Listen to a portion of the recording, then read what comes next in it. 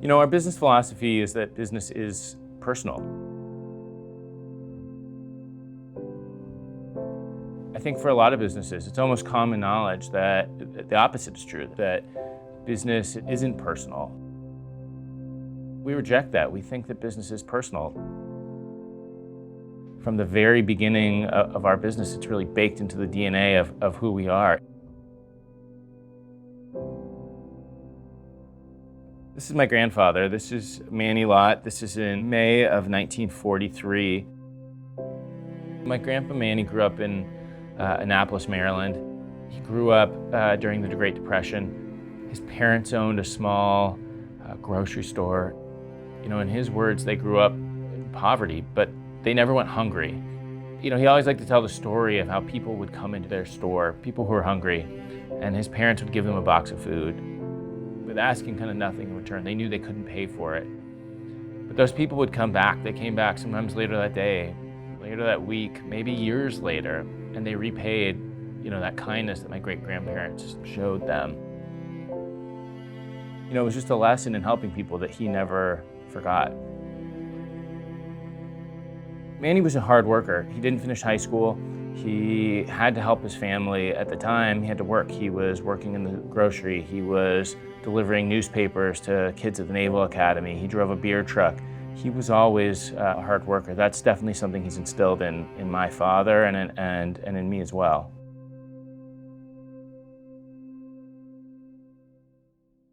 Manny was kind of the definition of an entrepreneur. He started many businesses. Most of them failed. He had this idea for a construction company. It was one of his biggest failures. He named the company after his two kids, Sandra and Marty. Years later, when my parents were starting this company, they really didn't have any money. My grandfather said to him, "Why don't you name it SanMar? We have letterhead and envelopes with this kind of failed construction company.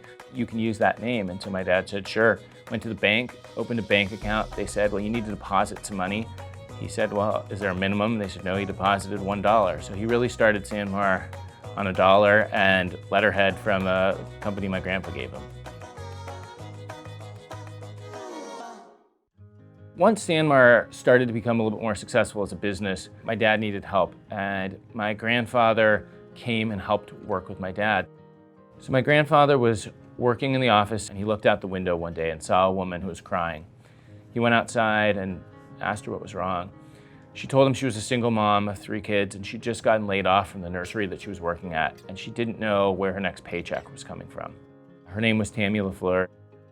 My grandpa hired her that day on the spot.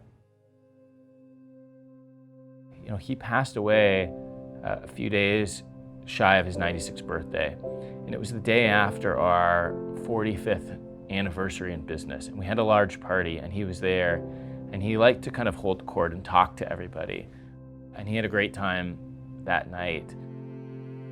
My aunt talked to him the next day, and she said, you know, it was the happiest he was in years, and then that night he passed away. So I really think that party was an early birthday for my grandpa, but really it was his kind of going away party. We sell t-shirts. That's what we do, but that's not kind of why we do it. We think we have an opportunity that the shirt we sell can do more. It can help to build community. It can help to build hope for people around the world who manufacture our product. A canvas for good is our ability to use a t-shirt, something so simple and basic that we all wear, that we all own, but to affect people's lives in a really meaningful way. It can help to give careers to people like Tammy. 2 years ago, she retired from SanMar after 38 years, at 83 years old. When my grandpa hired Tammy that day, I think he thought back to the values that he learned from his parents. He hired Tammy that day. It was because business is personal.